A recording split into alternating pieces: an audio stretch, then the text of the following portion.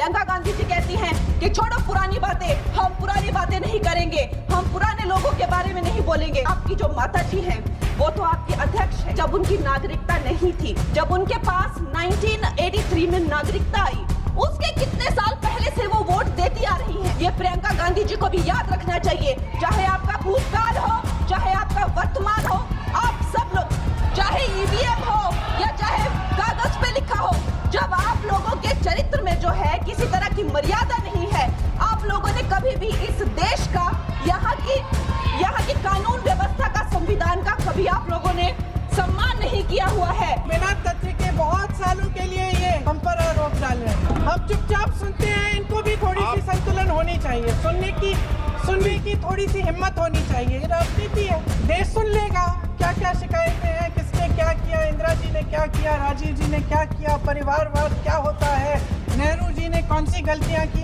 सुना लीजिए, फिर खत्म। उसके बाद बेरोजगारी, महंगाई, महिलाओं की समस्याएं, पीएमओ में हो रहा है उसकी बातें, उसकी चर्चा, जो बैटिंग ऐप के बारे में हो रहा है पीएमओ के अंदर, जो एफस्टीन फाइलों में आपके मंत्री महोदय के नाम निकल आए हैं, उसकी चर्चा करेंगे। जितनी देर हमारे प्रधानमंत्री, देश के प्रधानमंत्री रहे हैं, 12 साल हो गए हैं, लगभग उतने ही सालों के लिए जवाहरलाल नेहरू जी जेल में रहे।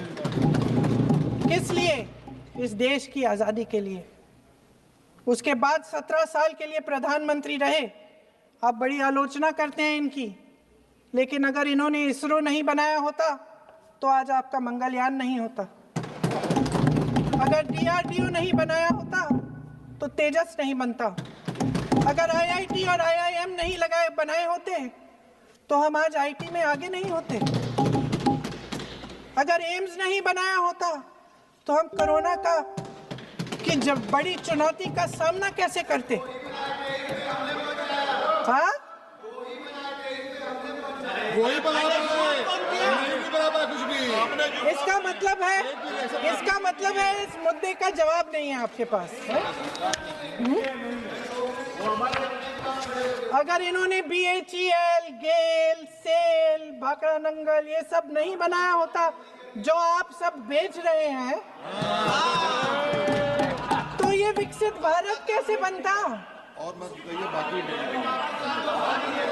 पंडित जवाहरलाल नेहरू इस देश के लिए जिए।